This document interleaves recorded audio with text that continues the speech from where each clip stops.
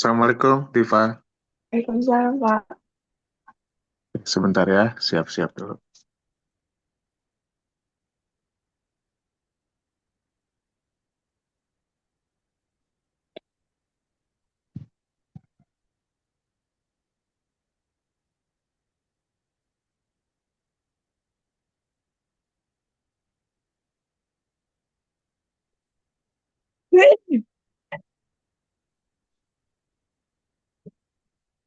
Udah kelihatan slide-nya, udah kelihatan?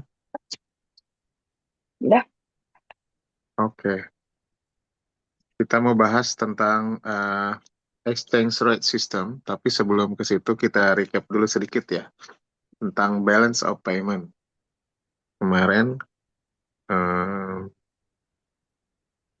kita bahas balance of payment itu ada beberapa pos. Yang satu adalah current account, yang kedua capital account, yang ketiga financial account.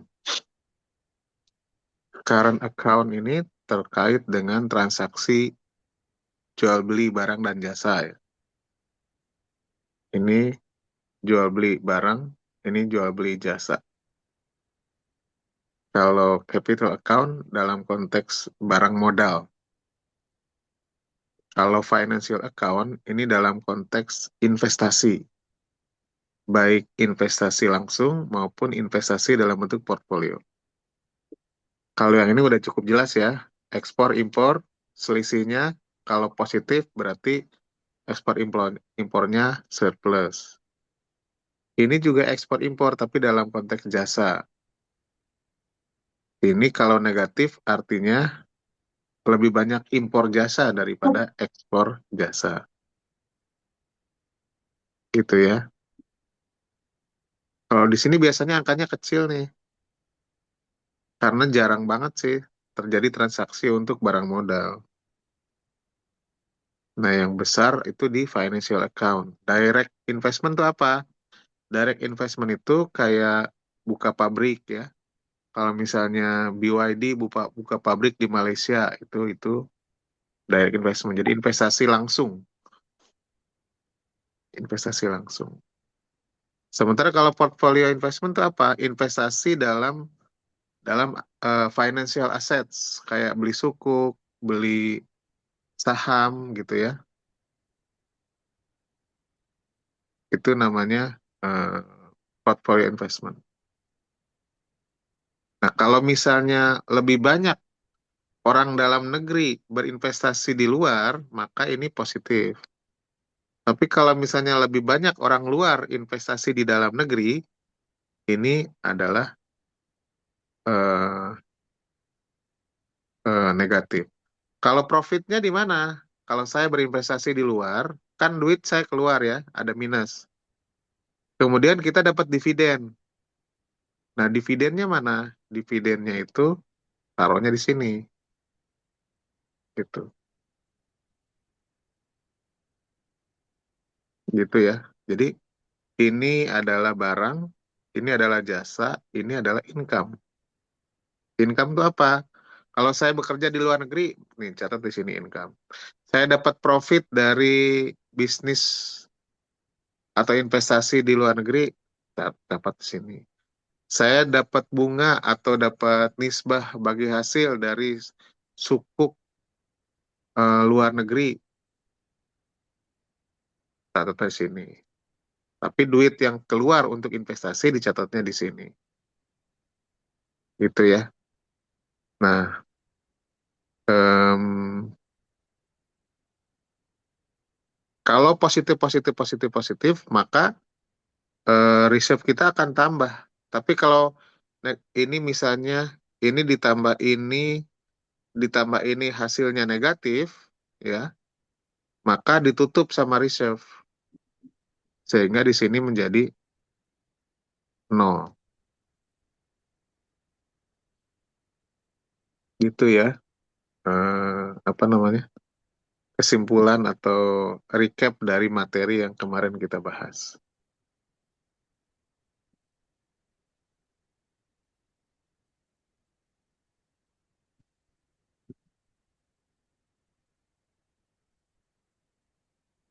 Sekarang kita masuk ke exchange rate. exchange rate.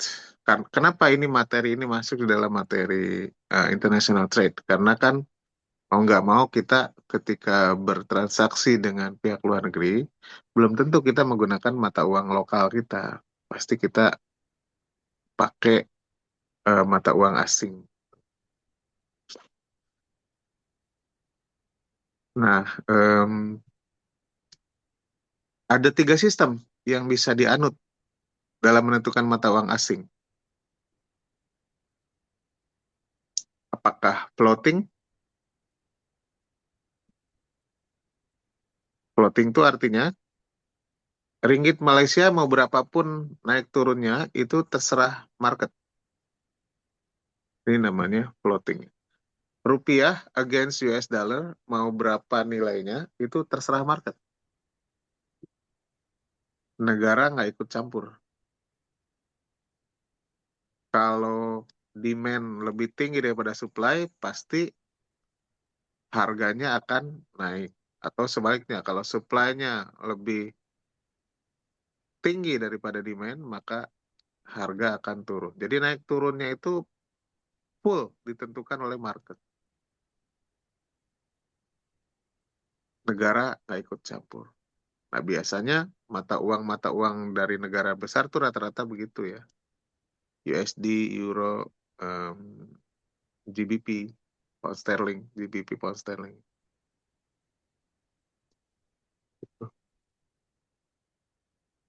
Nah, ini eh, yang paling umum lah kita ngerasain gitu ya. Yang paling umum kita ngerasain bahwa nilai tukar kita itu siapa yang nentuin naik turunnya harga? Yang nentuin itu adalah em, market. Disebutnya floating. Jadi mengambang, float. Ada manfaatnya kalau pakai floating, tapi juga ada madaratnya. Seperti biasa, kalau ekonomi selalu begitu. Ekonomi itu di satu sisi bermanfaat, di sisi lain ada madarat. Nah, sebelum saya jelaskan, kira-kira ada bayangan nggak sama Diva? Apa manfaat kalau negara membiarkan mata uangnya itu ditentukan oleh market? Manfaat. Kira-kira manfaat buat negara atau buat masyarakat domestik, apa manfaatnya? Hmm,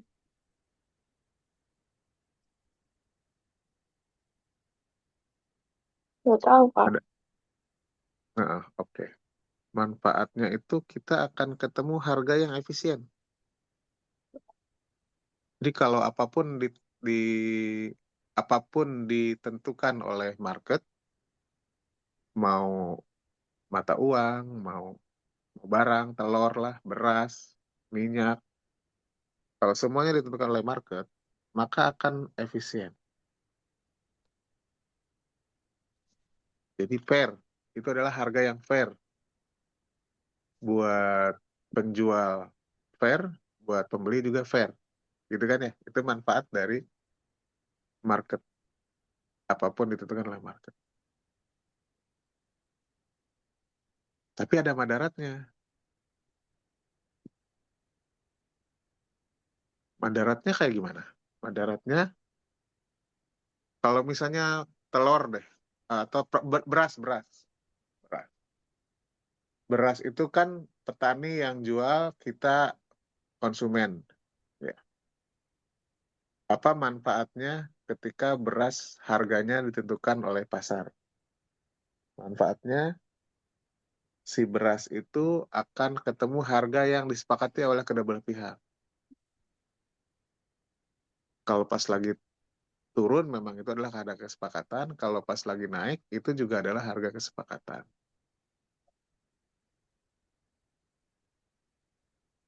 Madaratnya apa? Pas lagi turun, petani mungkin dalam posisi yang nggak sejahtera. Memang harganya marketnya segitu, tapi petani jadi dalam posisi yang tidak diuntungkan. Kesejahteraannya terganggu. Bentar ya.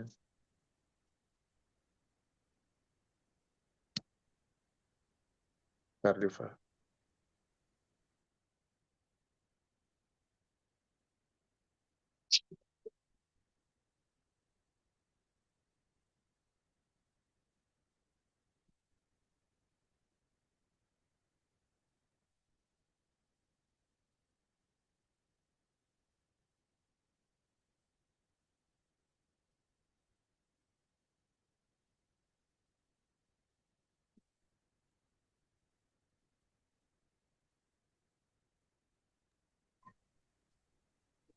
Hmm,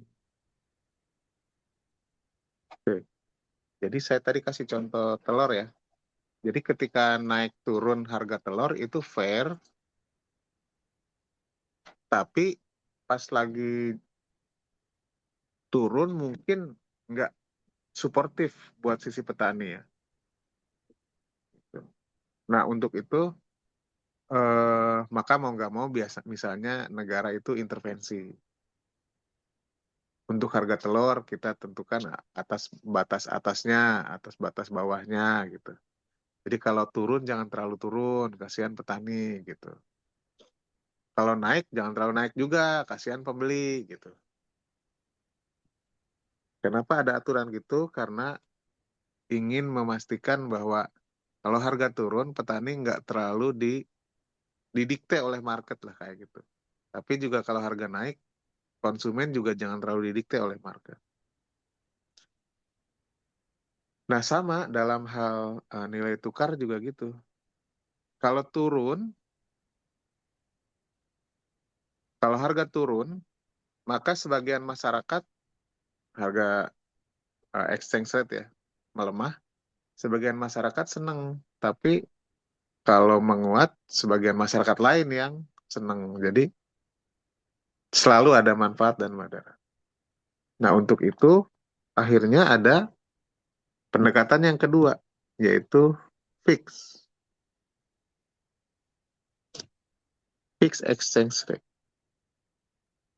Nah kalau fix exchange rate ini negara udah tentuin pokoknya nggak boleh naik, nggak boleh turun. Harga tetap segitu. Ini saya kasih contoh ya, sebentar ya. Saya kasih contoh.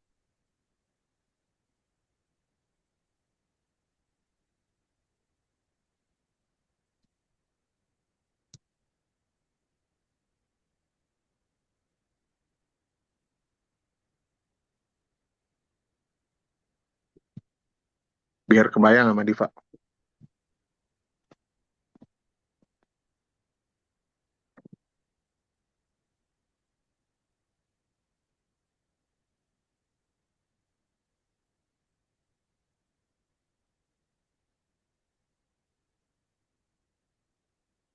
Tuh lihat Diva, ini fluktuasi nilai tukar rial Arab Saudi terhadap US dollar.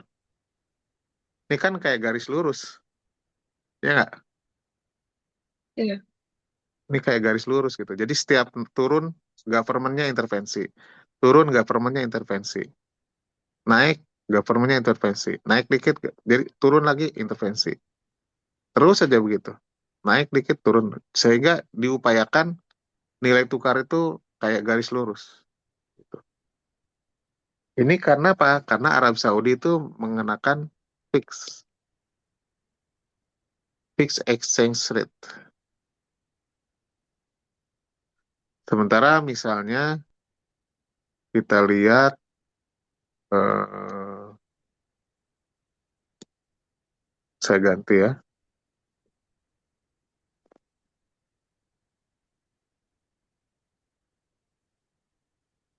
Euro USD. Kan berfluktuasi ya. Ini dari tahun 2003 sampai sekarang 2006, naik turun, naik turun, naik turun, naik lagi, terus aja, naik turun. Jadi terus aja kayak battle gitu ya, kayak battle. Ya memang Ini kenapa terjadi begini? Kenapa sampai jadi kayak kayak getar-getar gini? Karena diserahkan ke pasar. Full, terserah pasar. Mau harga berapapun, pasar yang tentukan. Sementara kalau kalau SAR against USD kan tadi lurus banget ya, lurus aja. Kalau ini dia akan ada fluktuasinya.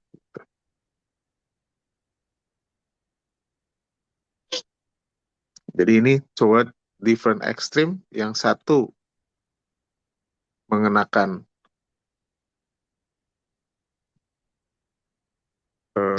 tunggu, yang satu mengenakan fixed exchange rate, contohnya Arab Saudi, yang satu mengenakan floating, contohnya Euro against USD.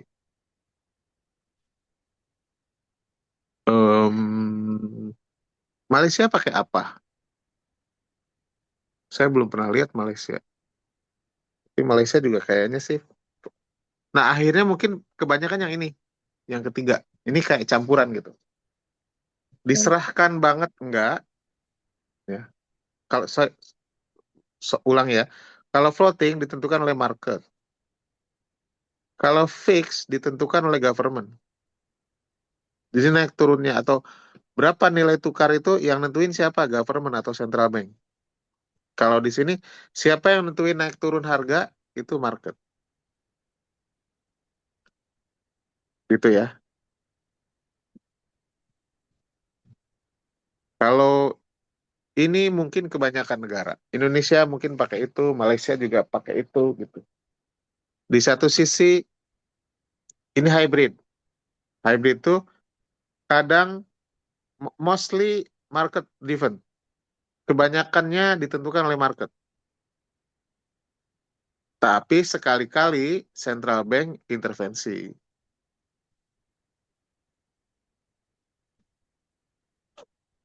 Gitu ya. Jadi kalau lagi baik-baik aja, diserahkan ke market. Tapi dalam kondisi-kondisi tertentu, negara campur tangan. Nah, ini mungkin kebanyakan dari negara-negara di dunia ini pakai manage float, manage exchange rate.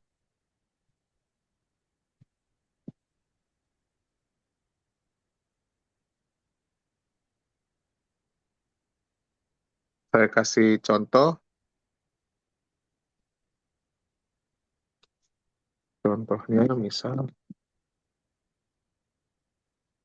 BI intervensi rupiah, ini banyak berita-berita nih. Tuh, banyak berita-berita nih. Sorry. Rupiah tembus 18.000 dolar per AS, BI tingkatkan intervensi pasar. Nah, contoh ya, ini contoh bahwa em, kita melakukan intervensi.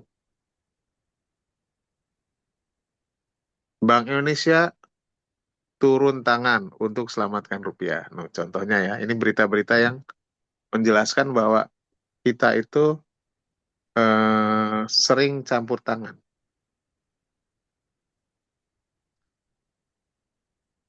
BI perkuat intervensi rupiah saat sentuh 18.000 dolar per AS. Itu ya. Jadi sekali-kali sesuai dengan kebutuhan, BI itu akan intervensi. Kita lanjut ya.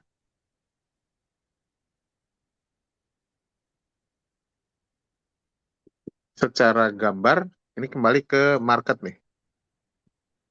Kita kembali ke market. Secara gambar, ini seperti biasa aja supply demand, nggak ada yang aneh-aneh. Jadi pergerakan supply ini titik keseimbangan itu tergantung demand dan supply. Kalau demandnya geser ke sini, keseimbangan di sini. Kalau supply bergeser ke situ, keseimbangan geser lagi ke situ. Jadi harga itu naik turun sesuai dengan supply dan demand. Kalau harga pasti dia akan ketemu ketemu titik tengahnya. Nggak mungkin di titik A, B, C, D itu nggak mungkin. Pasti dia kalau misalnya kelebihan di sini, dia akan mencari titik tengah. Akan selalu begitu.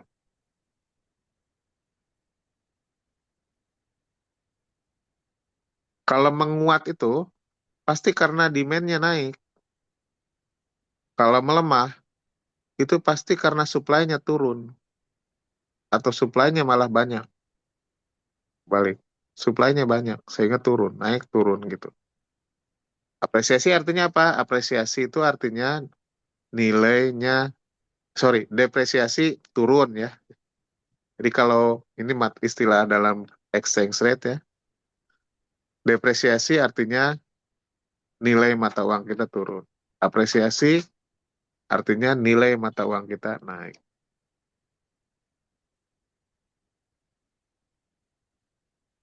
Kita lanjut.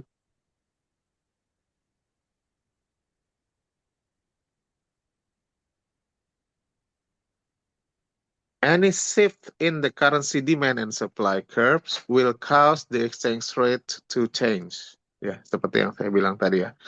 Tiap pergerakan dari demand supply itu akan menyebabkan exchange rate berubah. A fall in exchange rate is called depreciation and a rise in exchange rate is called an appreciation. Oke, apa aja nih yang berpengaruh terhadap forex market? Naik turun itu ditentukan oleh apa? Tentunya ditentukan oleh demand dan supply, gitu ya. Apa penyebab naik turun exchange rate? Demand supply. Sama kayak apa penyebab naik turun harga beras? Demand dan supply. Tapi pertanyaannya, apa yang menyebabkan demand dan supply ini bergerak? Nah, baru jawabannya yang ini. Kenapa demand atau supply itu berubah? Kan gitu. Karena interest rate yang berubah. Karena inflation rate berubah. Karena economic and political stability berubah. Karena adanya spekulasi.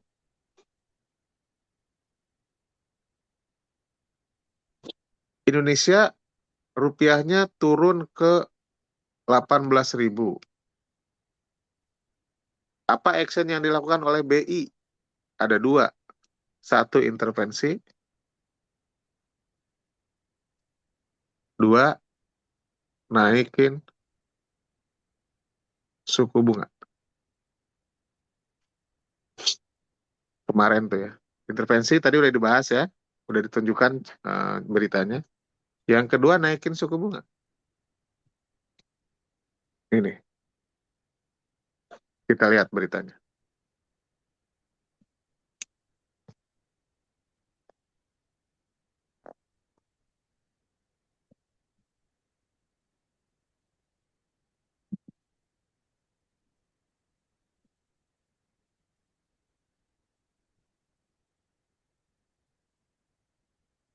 Tuh kan. Apa yang dilakukan oleh BI untuk memperkuat rupiah? Suku bunga dinaikin, intervensi. Berita-beritanya banyak tentang naikin suku bunga.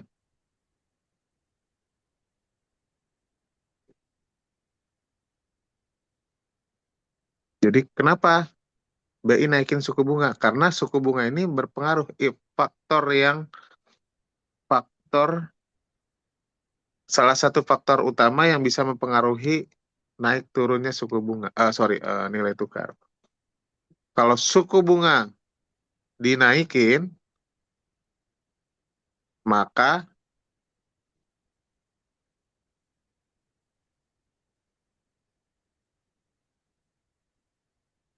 kan gini Diva ya, ini dalam negeri, ini misalnya Indonesia, ini US. Oke. Duit tuh kan kita, apa yang terjadi menurut Diva nih? Kalau orang US naruh duit di Indonesia, rupiah menguat apa melemah? Kuat. Menguat, oke. Sebaliknya, kalau duit mereka balik pulang kampung, apa dampaknya terhadap rupiah? Ya lemah. Sip. Oke, cakep.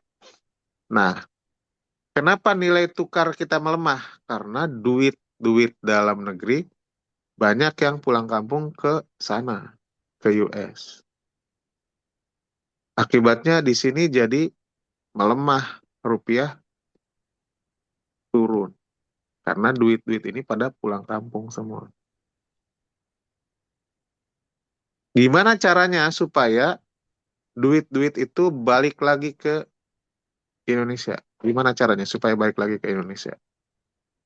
Caranya suku bunga dalam negeri Indonesia dinaikin. Misalnya di Indonesia saat ini 5, berapa ya? 75% bunga. Sementara di US misalnya 3,5. Diva kalau misalnya jadi warga US, mending taruh duit di US atau di Indonesia dengan situasi kayak gini? Indonesia. Mending Indonesia ya, maka Ya. maka itulah supaya duit Indonesia menguat, exchange rate kita menguat, maka interest rate dinaikin dari 4,75 misalnya naik menjadi 5,75. Sehingga selisih antara US rate dengan Indonesia rate, suku bunga, itu tambah gede. Akibatnya akhirnya pada pulang balik lagi ke Indonesia, taruh lagi di Indonesia. Sehingga harapannya rupiah menguat. Gitu ya logikanya. So itu menjelaskan bagaimana sih interest rate ini bisa berpengaruh atau mempengaruhi exchange rate.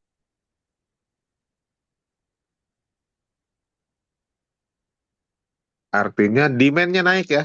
Jadi kalau interest rate dalam negeri dinaikin, maka demand bergeser ke sini. Demand atas money, atas rupiah ya, sama demand atas rupiahnya geser ke sini. Sehingga titik keseimbangannya bergeser dari sini ke sini.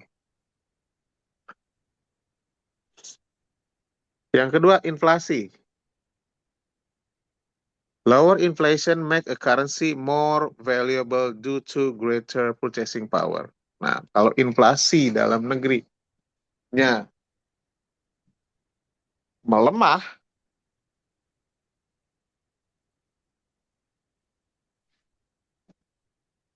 maka investasi di dalam negeri jadi menarik.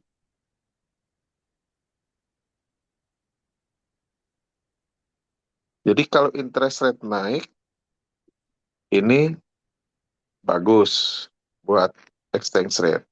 Kalau inflasinya turun, ini bagus exchange rate. Kalau ekonomi dan politiknya stabil, stabil, stabil tuh lempeng ya, bagus. Kalau speculationnya zero, ini bagus.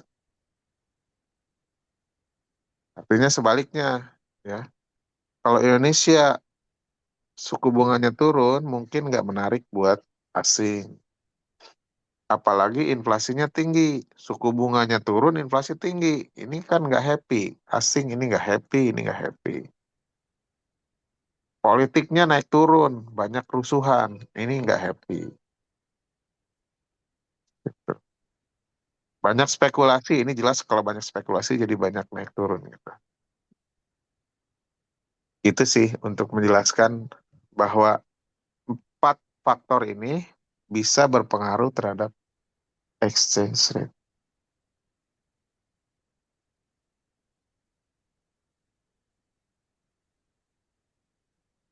Nah, tadi saya ceritakan ada manfaat, Hmm. ada madarat atas floating.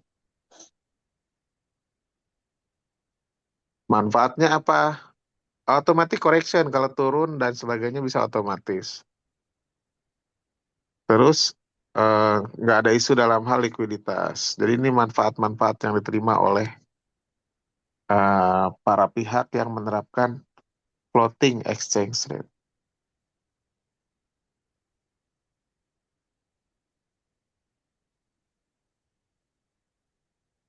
Ini manfaat-manfaatnya ya. Tapi madaratnya apa? ada ketidakpastian. Nggak jadi nggak pasti kalau misalnya saya mau berangkat haji tahun depan, 2 tahun yang akan datang. Ongkos pesawatnya berapa itu nggak pasti. Karena exchange rate-nya berubah-berubah. Nah, ini akibatnya terms of trade may be worsened by a decline in value of a nation's currency. Jadi yang apa namanya? Syarat-syarat perdagangan atau terms of perdagangan yang sudah disepakati itu jadi nggak pasti. Jadi situasinya mungkin nggak mengenakan buat satu pihak gara-gara ada ketidakpastian. Buat eksportir misalnya atau buat importir entah salah satunya itu jadi dirugikan gara-gara adanya ketidakpastian. Terms of trade itu misalnya gini, saya beli barang sekarang, nanti saya bayarnya 2 bulan lagi. Nah, kalau ternyata 2 bulan lagi harganya naik turun, jadi bingung kan? Jadi kita mencatatkan pendapatan tuh berapa gitu. Jadi gara-gara uncertain, bulan ini dan bulan depan bisa beda exchange rate-nya, maka misalnya dengan terms of trade, misalnya term of payment-nya 2 bulan yang akan datang, barang dikirim sekarang, tapi duit akan ditransfer 2 bulan yang akan datang. Jadi si eksportir dilanda ketidakpastian.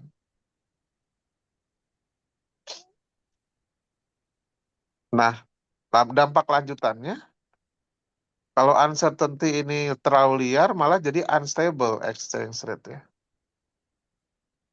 Unstable. Awalnya uncertain, lama-lama jadi unstable. Dan ini akan menciptakan spekulasi. Di mana-mana ada naik turun akan ada orang yang mengambil kesempatan di balik kesempitan. Kalau kita orang mau berangkat haji, beli dolar, kan tujuannya bukan buat spekulasi kan, bukan buat memperkaya diri gitu. Tapi memang kebutuhan saya kalau mau ibadah haji, beli tiketnya pakai dolar. Jadi saya beli dolar itu bukan tujuan spekulasi, tapi memang tujuan transaksi. Kalau misalnya ternyata harga dolarnya naik, maka kita menderita ya. Nah, atau kalau harganya turun, oh kita happy. Karena kita bisa belanja dengan nilai rupiah yang lebih rendah. Nah, naik turun itu kita kalau kita beli barang dan jasa untuk tujuan transaksi, kita nggak cari untung di situ. Nah, ada orang yang benar-benar cari untungnya di situ. Kalau naik, saya happy. Kalau turun, saya sad. Atau sebaliknya, kalau turun, saya happy. Kalau naik, saya sad. Ini adalah spekulasi.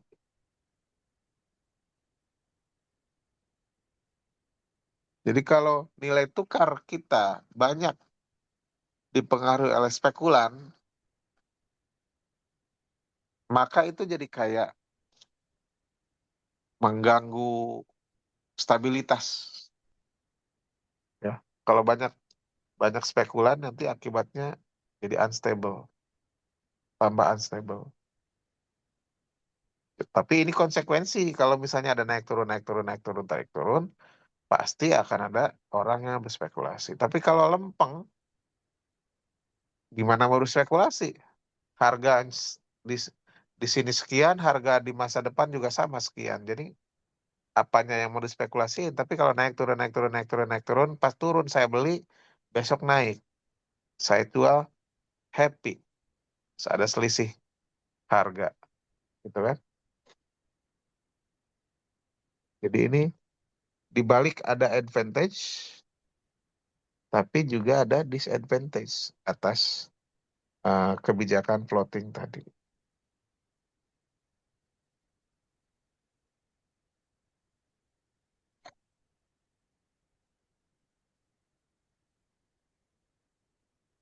Maka timbullah yang kedua yaitu fixed exchange rate.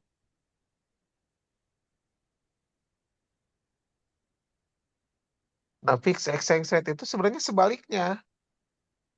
Sebaliknya, manfaatnya apa? Manfaatnya itu pasti, tidak ada spekulasi, gitu ya. Ini banyak pasti dan tidak ada spekulasi, enak. Jadi saya mau berangkat haji kapanpun, saya nggak khawatir dengan nilai tukar. Saya mau belanja mesin apapun, saya beli laptop kapanpun, itu saya nggak khawatir harganya berubah gara-gara nilai tukar. Kenapa? Pasti, misalnya 1 USD sama dengan 10.000. Ini kalau misalnya pasti begini, mau mau 2026, mau 2020, harganya pasti segini, maka enak ngatur keuangan kita. Terus nggak ada orang yang mau berspekulasi. Buy low, sell high, ya. Ini nggak ada kejadian karena low-nya 10.000, high-nya juga 10.000. Nggak ada manfaatnya.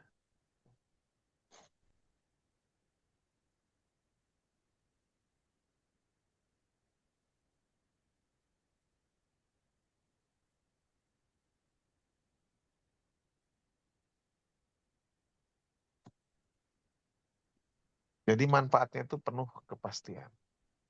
Madaratnya apa? Madaratnya itu sebenarnya harusnya ada satu lagi sih. Madaratnya itu higher interest rate may discourage long-term business investment. Mereka itu harus jaga, nggak boleh interest rate-nya itu tinggi atau berfluktuasi. Higher interest rate will have a dampening effect on economy by making borrowing more expensive and thereby cutting back on both consumer demand and investment. This can result in a recession with rising unemployment. Jadi mereka jaga nggak boleh high interest rate, atau lebih baik gini, interest nggak boleh interest rate-nya tinggi sehingga nggak boleh inflasi tinggi, harus stabil interest rate. Kalau mau ini stabil, ya, sehingga dapat kepastian, interest rate-nya juga harus stabil, stabil rendah ya. Kalau interest rate pengen stabil, inflasi juga harus stabil.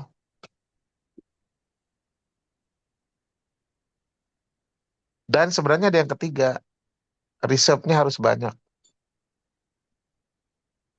Reserve-nya harus banyak. Kenapa? Karena tadi yang saya cerita, sebentar ya, ini star USD, kenapa dia bisa garis lurus? Kok hilang?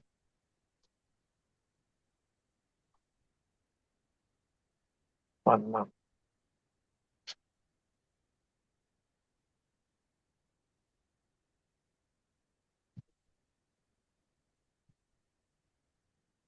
Kok hilang ya?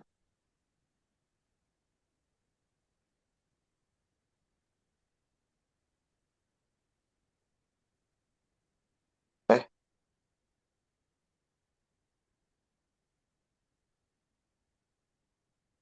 ini Euro USD. Oke, sekarang saya ganti ke SAR USD. Nah, oke. Nah kan government maunya stay, ada kepastian ya. Government ada kepastian di sini. Kalau turun, dia beli supaya harganya naik.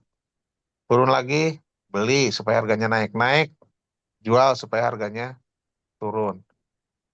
Terus saja. Jadi di sini banyak government lakukan buy, sell. Kan harus banyak duit, harus banyak intervensi. Intervensi means kalau turun, buy. Kalau naik, sell. Jadi supaya saya bisa buy dan sell atau saya bisa intervensi, maka saya harus punya reserve, harus punya duit yang banyak. Kalau duitnya terbatas, bahaya. Gitu. Jadi menurut saya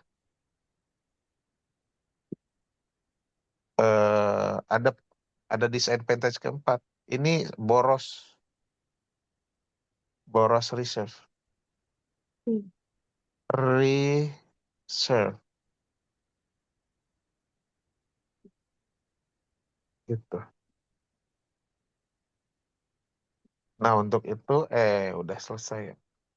Untuk itu maka biasanya tiap negara itu karena masing-masing kan ada manfaat madarat ya. Mau yang floating, mau yang fix, dua-duanya ada Fix. manfaat madarat. Maka titik tengahnya adalah yang manage exchange rate. Yang ini. Yang nomor tiga ini, titik tengahnya. Kalau floating, negara nggak repot. Nggak harus ngontrol inflasi, nggak harus kontrol suku bunga, nggak harus kontrol reserve. Kalau fix, ini negara harus kontrol tiga. Suku bunga harus stabil. Inflasi harus stabil. Terus reserve harus banyak. Ke negara repot nih.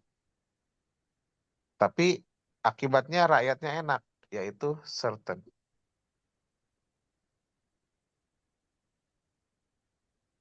Kalau yang floating, ya uncertain,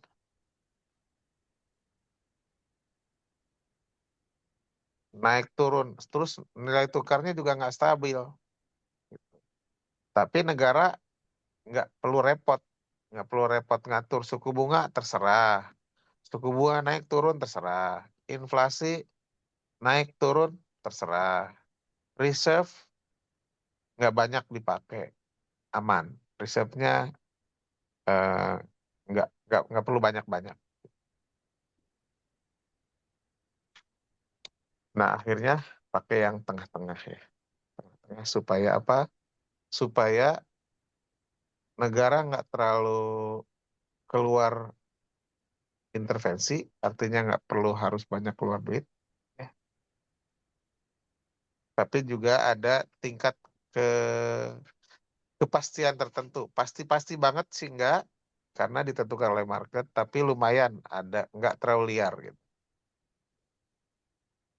Pada akhirnya sih seperti itu.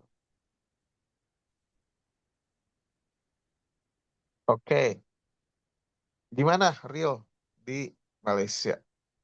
Oh iya tuh seperti yang saya duga kan, ternyata benar dugaan saya. Malaysia itu adopt managed float exchange rate system. Sama Indonesia Hmm. juga ini.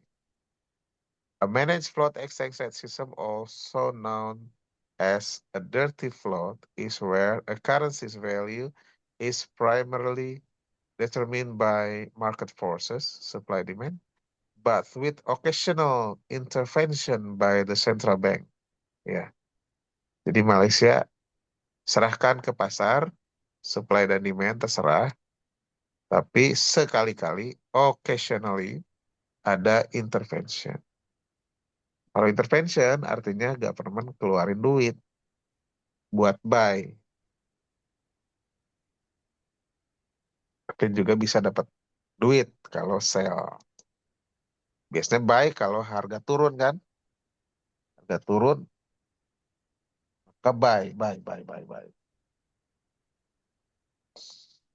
Nah ini ada cerita juga katanya nih tahun 9 sebelum krisis Asia, sebelum Asian Financial Crisis, Indonesia juga dulu sama ya, tahun 98 krisisnya ya. Malaysia had a fixed exchange rate. Pada saat itu Malaysia itu siap bisa pakai fixed exchange rate gitu ya. Di mana ringgit itu dipeg ke a basket of currency. Dipeg itu di apa ya? Dikaitkan, ngikutin sekelompok mata uang. Jadi nggak cuma USD misalnya, ada USD, ada euro, ada pound sterling gitu ya.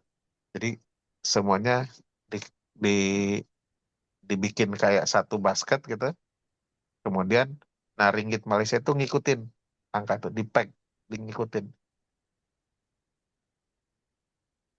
Jadi kalau misalnya mata uang global ini naik, ringgit Malaysia naik. Ngikutin gitu. Kalau mata uang global turun, ringgit Malaysia turun. Gitu. Naik tajam, ringgit Malaysia pun naik tajam. Turun tajam, ringgit Malaysia pun turun tajam. Gitu. Jadi akan selalu di-peg, ngikutin. Nah, pas lagi ada krisis,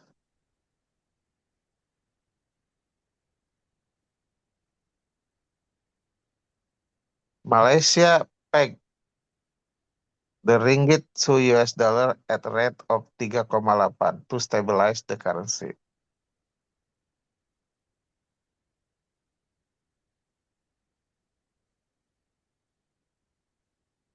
Kemudian tahun 2005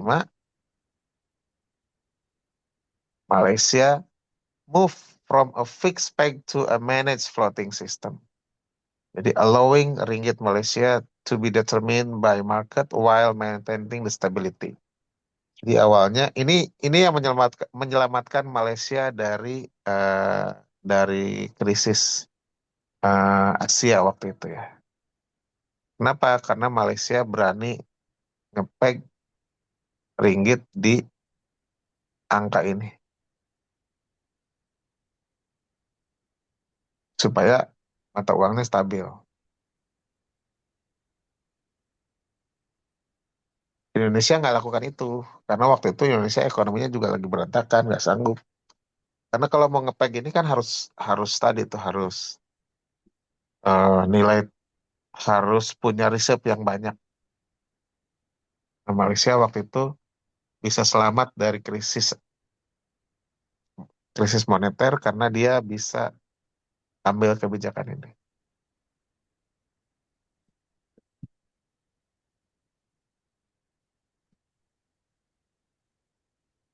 Oke, summary of BOP and exchange rate. The balance of payment provide an essential framework for understanding a country's economic transaction with the world. The lowest balances due to the relationship between current and financial account. Ya, udah kita ini summary-nya ya. Jadi dia adalah dengan itu kita bisa paham transaksi antara dalam negeri dengan luar negeri.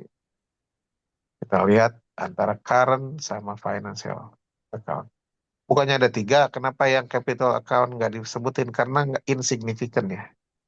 Jadi di sini yang signifikan itu current account sama financial account.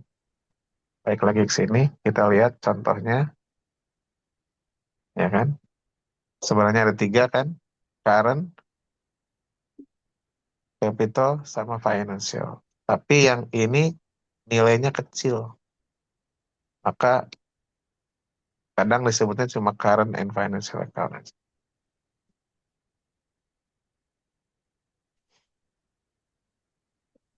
Yang pertama, kesimpulan atau summary. Yang kedua, exchange rates significantly impact the cost of import, export revenues, and overall financial reporting. Ya, pasti ya. Karena kita lakukan ekspor, import, maka exchange rate yang naik turun ini akan berdampak terhadap biaya, terhadap nilai yang kita terkait dengan ekspor dan import. Yang ketiga, exchange rate system and determinants play a critical role in global trade. Ya, tentunya ya. Jadi sistem apa yang dipakai itu akan berpengaruh besar terhadap perdagangan internasional. Nomor 4 nggak usah dibahas karena you are not accountant student.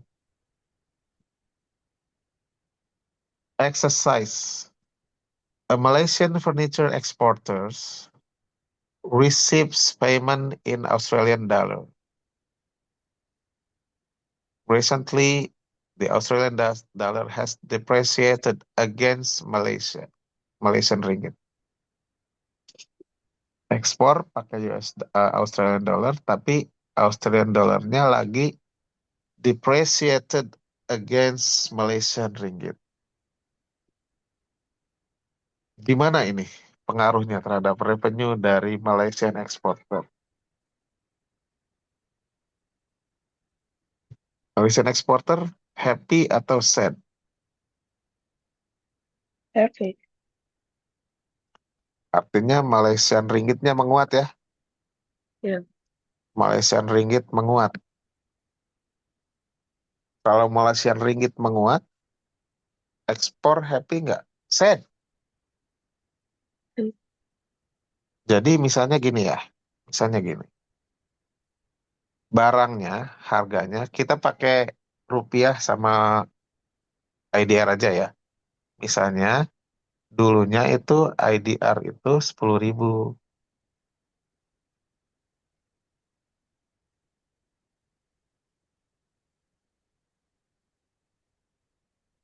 Terus jadi 18.000. Saya ekspor nih ya. Saya ekspor. Harga di luar negerinya kan sama, misalnya 100. Jadi saya ekspor di tahun ini, anggap aja 2008, saya nggak tahu ya. Dan ini tahun 2026 ya. Waktu saya ekspor tahun 2008, harganya USD 1.000. Dan saya ekspor tahun 2026, harganya juga sama di sananya, 100 juga. Maka kenaikan ketika nilainya depresiasi ini, rupiah mengalami depresiasi, melemah. Eksportir happy apa sad dengan situasi kayak gini?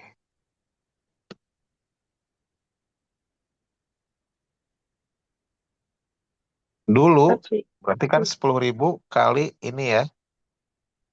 Sementara sekarang 18.000 kali segini. Berarti ini 18.000. Sementara di sini 1 juta. Ya kan? Jadi pada saat rupiah mengalami depresiasi, melemah, maka eksportir itu happy.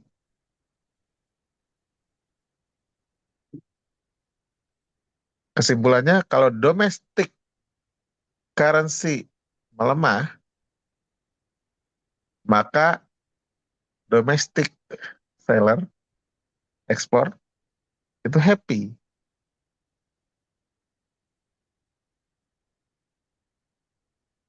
Kita balik lagi ke soal. Ini domestic exporter happy atau sad? Yang mengalami depresiasinya adalah Australian, Australian dollar against Malaysia. Artinya Malaysianya yang mengalami menguat, ya. Happy apa sad? Jawabannya kebalik kasusnya. Ini dia sad. Kenapa? Karena duit yang dia terima kan jadi lebih sedikit. Mungkin sebelum depresiasi nih. Depresiasinya dia kan berarti apresiasinya ini kan. Kalau apresiasi itu dari 10.000 menjadi 5.000 misalnya. Kan itu kita menguat ya. Kalau harganya out, out 100, dan di sini juga sama, out 100, maka duit yang diterima dulunya kan 1 juta, sekarang diterima cuma 500. Hmm. Jadi buat eksportir, situasi kayak gini tuh bikin sad.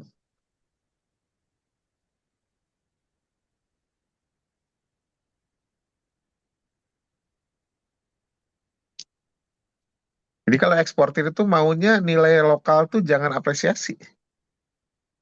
Kalau saya jadi eksportir,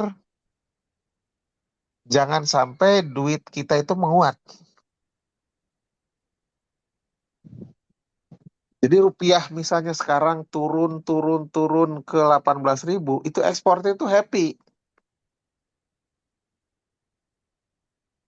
Karena dia terima duit yang lebih banyak.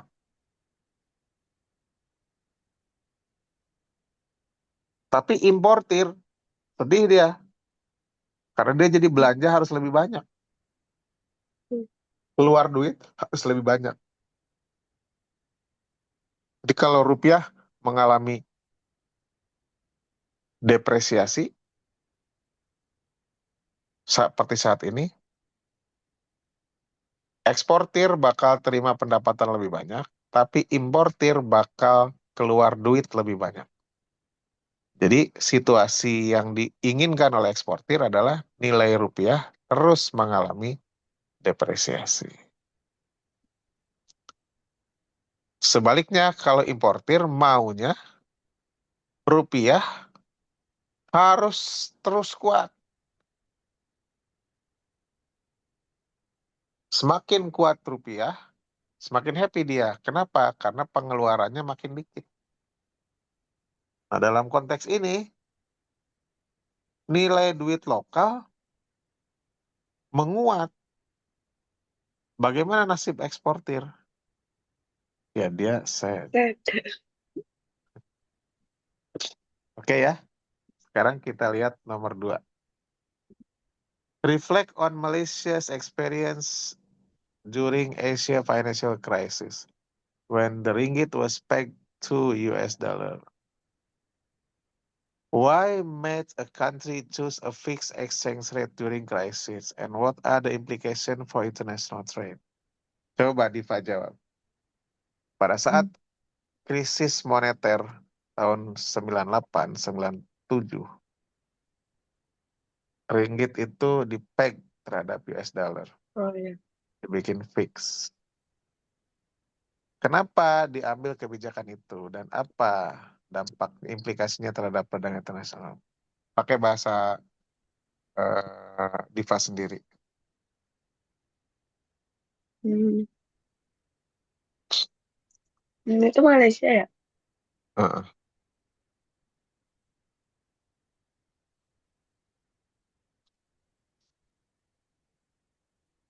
During crisis.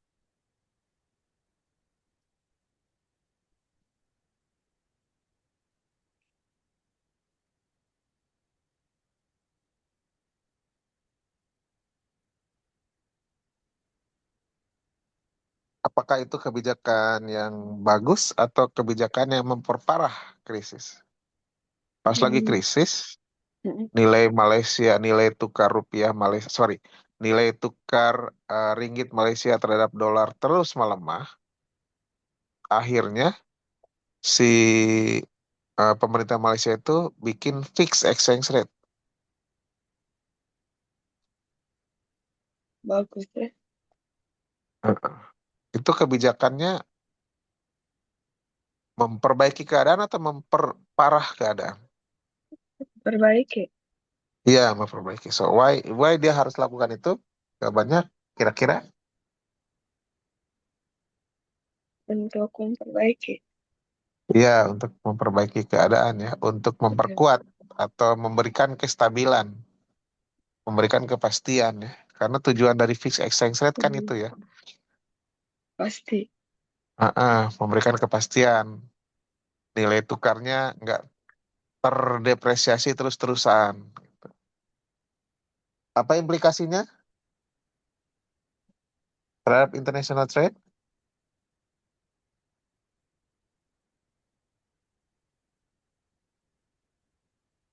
Kira-kira, jadi kan krisis sih, krisis jelek banget. Terus dibikin fix. Maka apa implikasinya?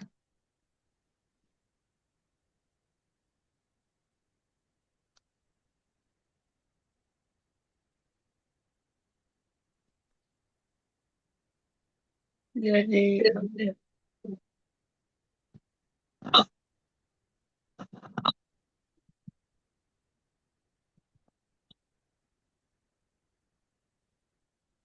Lagi krisis, dibikin fix. Hmm. Maka dampaknya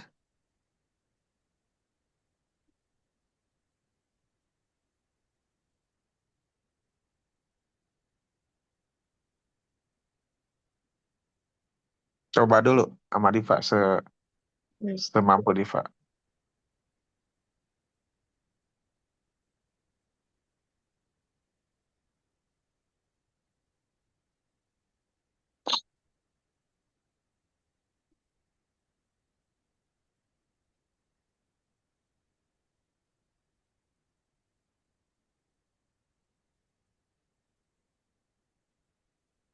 Jadi stabil. Ya, tuh ekonomi jadi stabil. Ini dampak yang memang yang diharapkan ya. Sehingga Malaysia bisa keluar dari krisis. Jadi ini bisa dilewati.